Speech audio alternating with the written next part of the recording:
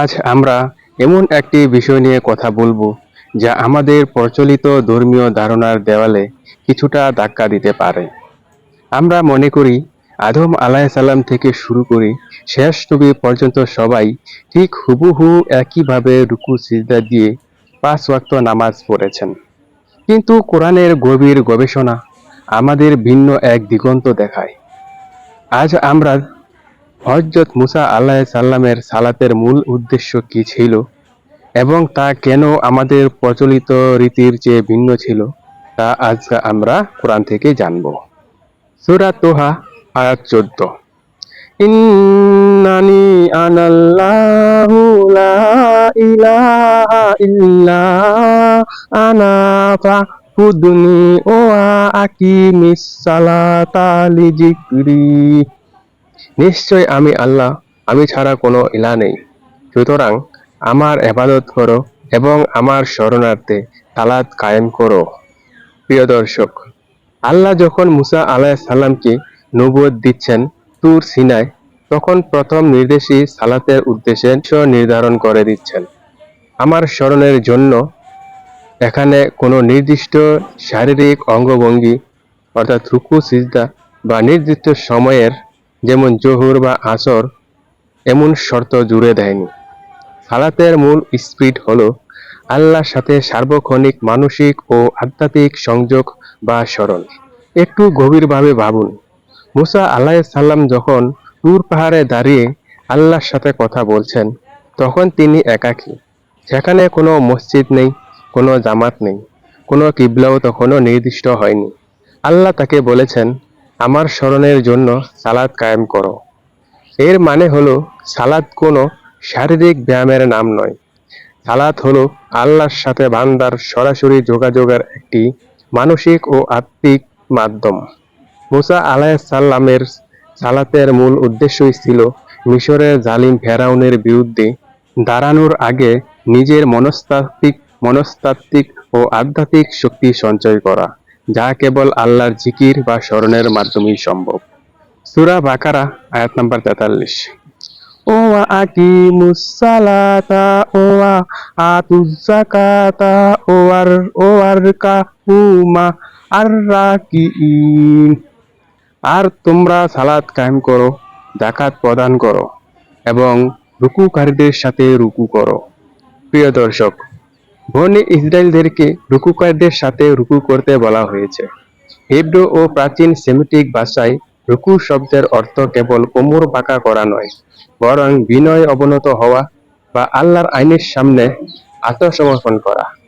প্রচলিত নামাজের মতো এখানে হাত বাঁধা বা বসার কোনো বিবরণ তাওরাতে বা কোরআনে মুসার সালাতের ক্ষেত্রে পাওয়া যায় না।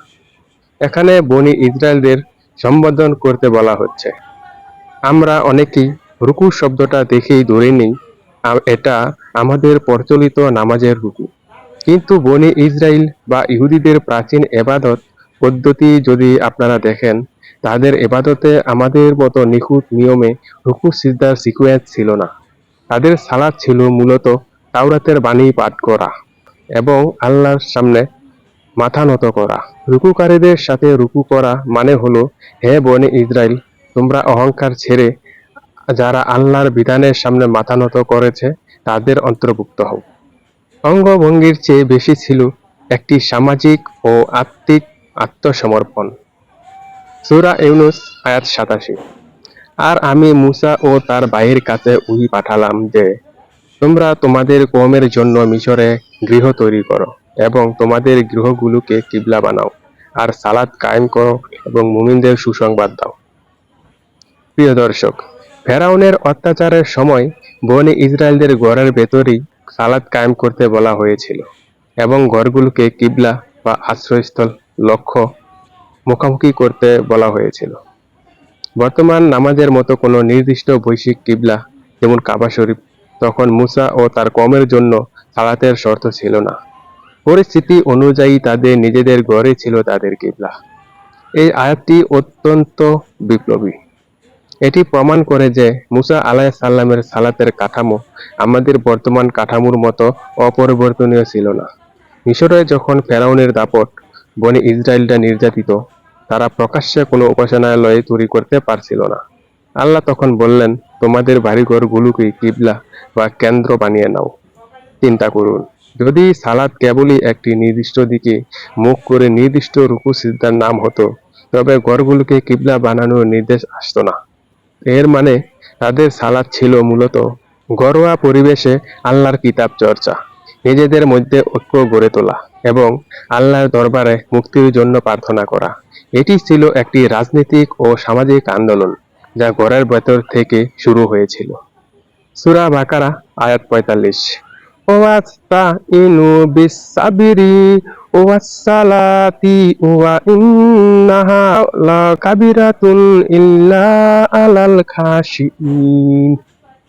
আর তোমরা ধৈর্য ও সালাতের মাধ্যমে সাহায্য চাও, নিশ্চয়ই তা বিনয়ী ছাড়া অন্যদের উপর কঠিন। প্রিয় দর্শক, বনী ইসরাইলকে লক্ষ্য করে বলা এই আয়াতে সালাতকে সাহায্য পাওয়ার মাধ্যম বলা হয়েছে। মুসা আলাইহিস সালামের সালাতের মূল উদ্দেশ্য ছিল ধৈর্যের সাথে আল্লাহর সাহায্য লাভ করা, যা কোনো আনুষ্ঠানিক রিচুয়াল বা প্রথা মাত্র ছিল না, বরং ছিল একটি জীবন্ত আত্মিক শক্তি। আল্লাহ বনী ইসরাইলদের বলেছেন ধৈর্য এবং সালাতের মাধ্যমে সাহায্য চাইতে। সালাত যদি কেবলই কিছু শারীরিক ওঠা-বসা হতো, তবে তা থেকে কিভাবে ফেরাউনের মতো মহাশক্তিধর শাসকের বিরুদ্ধে লড়াইয়ের শক্তি আসতো? আসলে মুসা আলাইহিস সালামের সালাত ছিল আল্লাহর সাথে সরাসরি কথোপকথন বা মোনাজাত। যখনই তারা বিপদে পড়তেন, তারা আল্লাহর স্মরণে নিমগ্ন হতেন এবং সালাত খাশিঈন বা বিনতদের ছাড়া সবার কাছে ভারী মনে হতো, কারণ এতে গভীর মনোসংযোগ ও আল্লাহর আইনের প্রতি পূর্ণ আনুগত্যের প্রয়োজন হতো, যা বনী ইসরাইলের মুনাফিকরা করতে পারত না। সূরা বাকারা আয়াত ৮৩। আর স্মরণ করো, যখন আমি বনী ইসরাইলের অঙ্গীকার গ্রহণ করলাম যে, তোমরা আল্লাহ ছাড়া কারো ইবাদত করবে না এবং সদাচার করবে পিতা মাতা, আত্মীয়-স্বজন, ইয়াতীম ও মিসকিনদের সাথে, আর মানুষকে উত্তম কথা বলো, সালাত কায়েম করো এবং যাকাত প্রদান করো।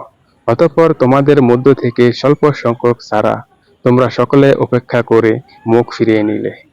প্রিয় দর্শক, এখানে সালাতকে বনী ইসরাইলের একটি চুক্তি হিসেবে উল্লেখ করা হয়েছে। তাওরাতের 10টি আদেশের সাথে এই সালাতের গভীর সম্পর্ক ছিল, যার মূল ভিত্তি ছিল আল্লাহর একাত্মবাদ ও নৈতিক চরিত্রের উন্নয়ন, প্রচলিত নির্দিষ্ট নিয়মের নামাজ নয়। লক্ষ্য করুন, বনী ইসরাইলের সাথে আল্লাহর যে চুক্তি বা অঙ্গীকার হয়েছিল, সেখানে সালাত একটি অন্যতম শর্ত ছিল, কিন্তু তারা সেই চুক্তি ভঙ্গ করেছিল। মুসা আলাইহিস সালাম যে সালাতের শিক্ষা দিয়েছিলেন, তা মূল ভিত্তি ছিল তাওরাতের অনুশাসন মেনে চলা এবং সমাজ থেকে অন্যায় দূর করা। ইহুদিদের প্রাচীন কিতাবগুলোতেও প্রার্থনা বা তেফিলাহ এর কথা আছে, যা মূলত প্রশংসা এবং আশীর্বাদ বাণী। আমাদের প্রচলিত নামাজের মতো প্রতি রাকাতে সূরা ফাতিহা পড়া, নির্দিষ্ট তাসবিহ পড়ার মতো কোনো নিয়ম সেখানে ছিল না। তাদের সালাত ছিল তাদের চুক্তির প্রতি বিশ্বস্ত থাকার একটি প্রতিদিনের অঙ্গীকার। সূরা মারইয়াম আয়াত ৫৯।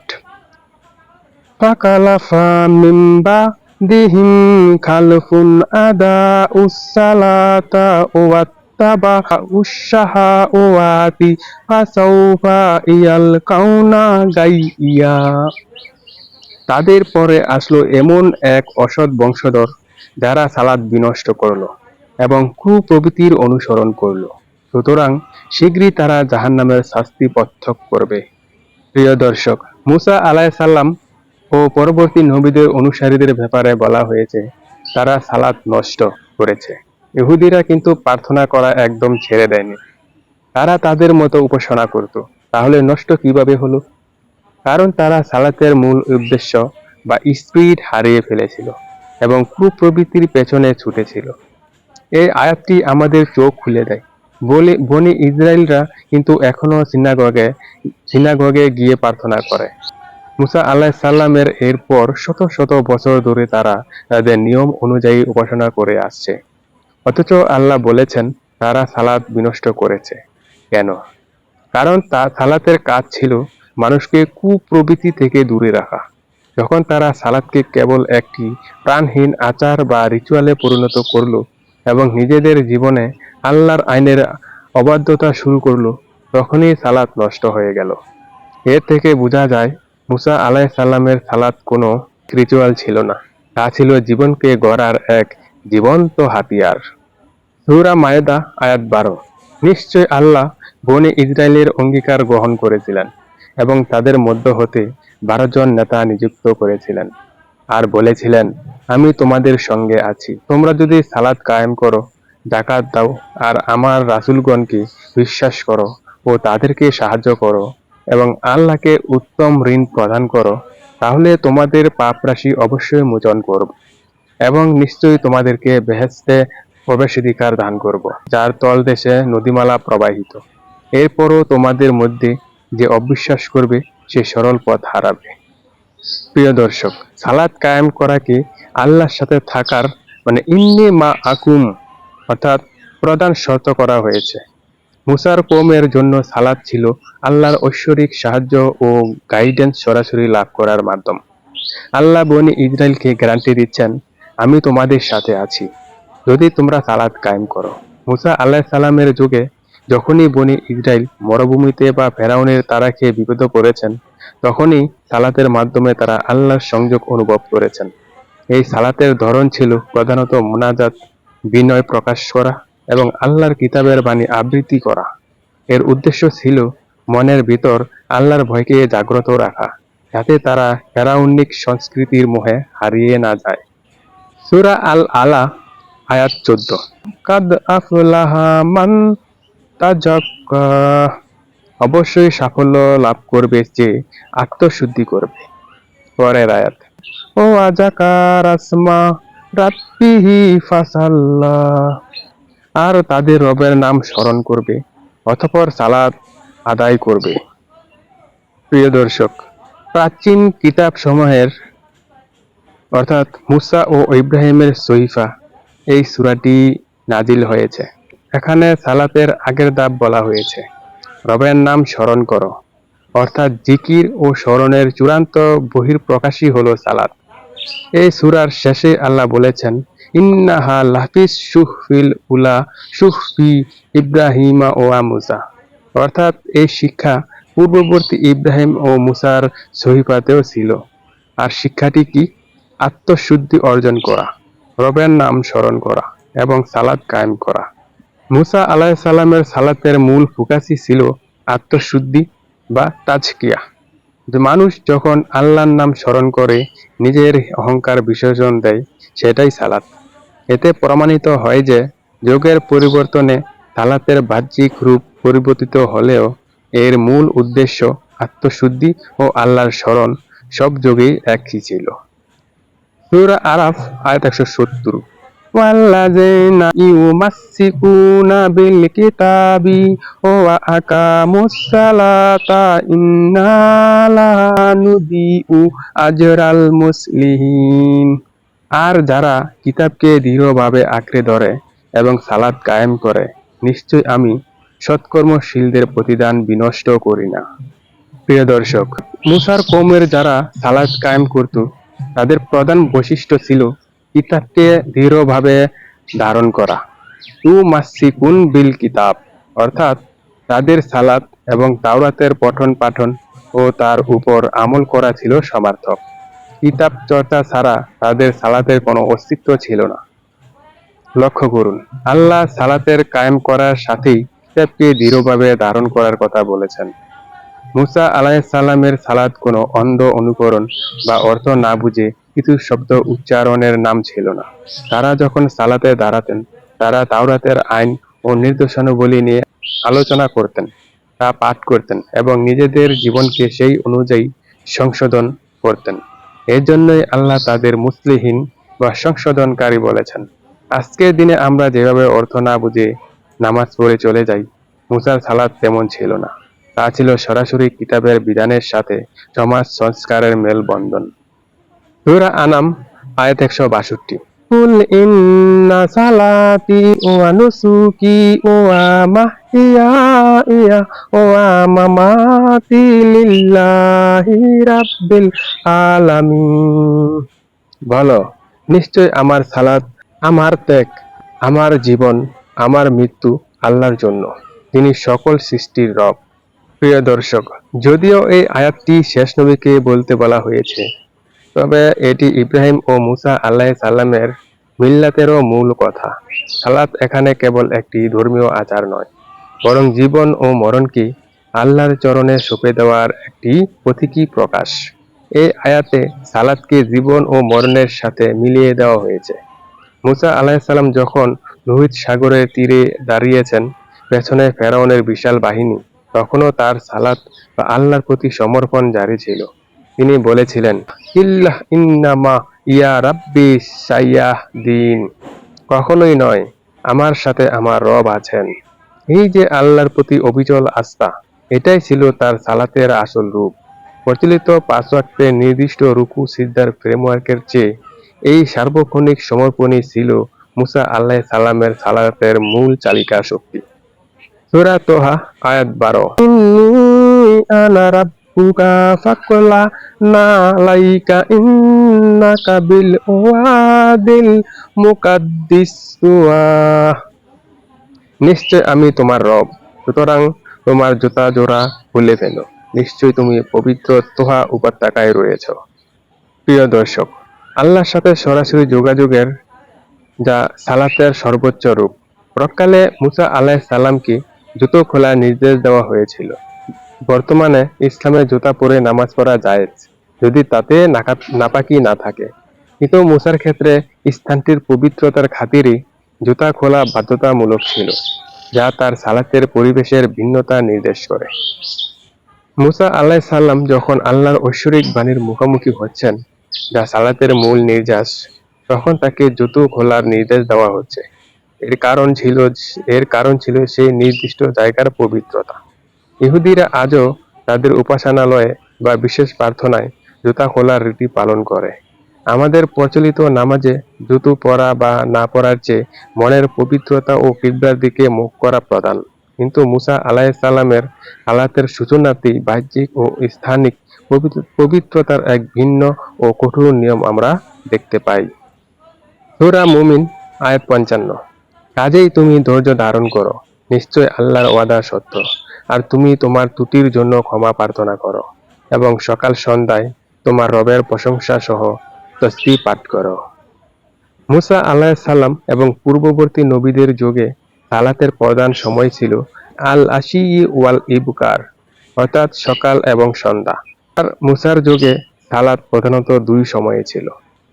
প্রাচীন কিতাব এবং কোরআন পর্যালোচনা করলে দেখা যায়, মুসা আলাইহিস সালাম এবং বনী ইসরাইলের জন্য সালাত বা প্রার্থনার প্রধান সময় ছিল সকাল এবং সন্ধ্যা। আজও সনাতন ইহুদি ধর্মে শাহারিত, অর্থাৎ সকালের প্রার্থনা, এবং মিনহা বা আরবিত বিকাল সন্ধ্যার প্রার্থনা প্রধান। ৫ ওয়াক্ত নামাজের যে সুনির্দিষ্ট রূপরেখা আজ আমরা পালন করি, তা মুসা আলাইহিস সালামের শরীয়তে এভাবে বিন্যস্ত ছিল না। তাদের সালাত ছিল দিনের দুই প্রান্তের আলো আধারিত সন্ধিক্ষণে রবের দরবারে হাজিরা দেওয়া এবং সারাদিনের কর্মব্যস্ততার মাঝে আল্লাহর বিধানকে স্মরণ করা। সূরা তোহা আয়াত ২২।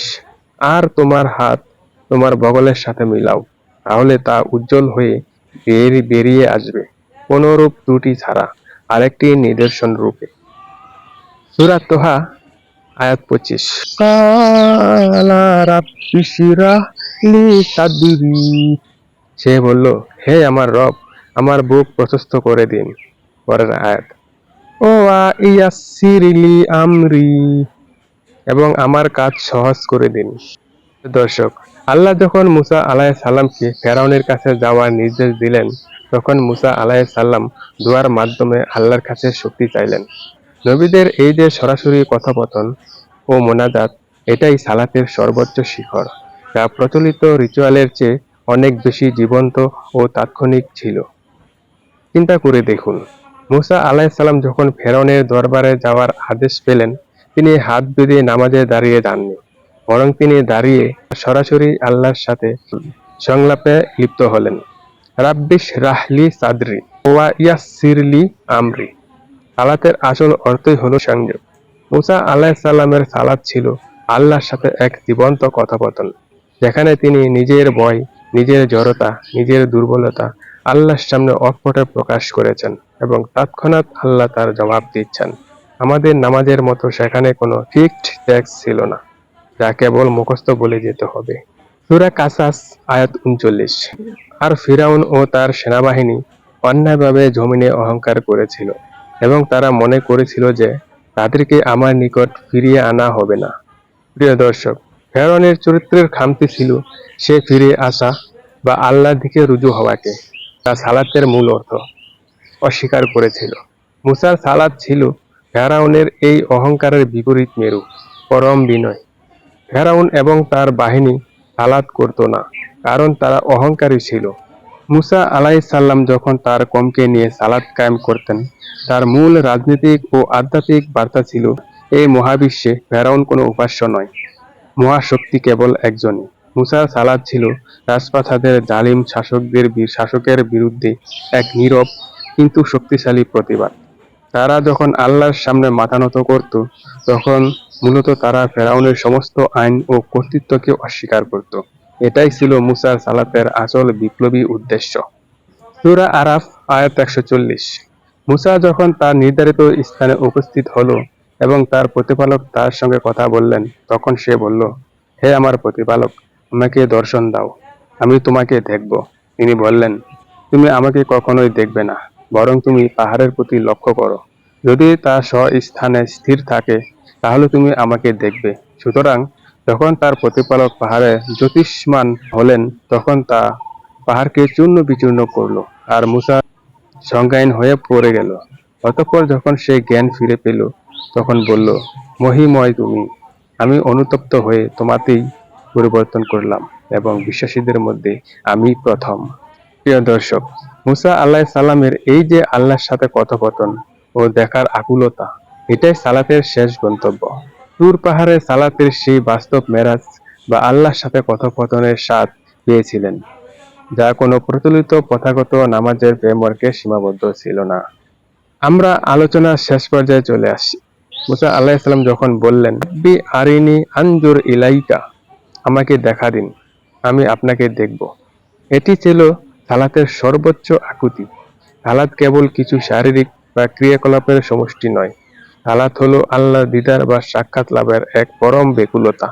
মুসা আলাইহিসসালামের সালাত প্রচলিত ৫ ওয়াক্তের নামাজের কাঠামোগত নিয়মে বাঁধা না থাকলেও তার উদ্দেশ্য ছিল অত্যন্ত সুদূর প্রসারী, আল্লাহর বাণীকে হৃদয়ে ধারণ করা, জালিমের বিরুদ্ধে সোচ্চার হওয়া এবং আত্মার মুক্তি ঘটানো।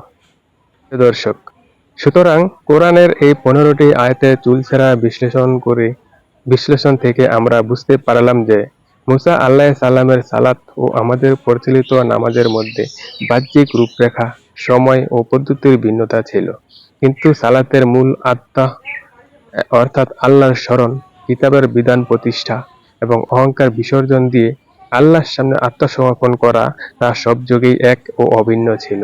আল্লাহ আমাদের সালাতের এই মূল উদ্দেশ্য বুঝার ও জীবন ধারণ করার তৌফিক দান করুন। সালামুন আলাইকুম। যদি ভিডিওটা ভালো লেগে থাকে, সাবস্ক্রাইব করে সঙ্গে থাকবেন।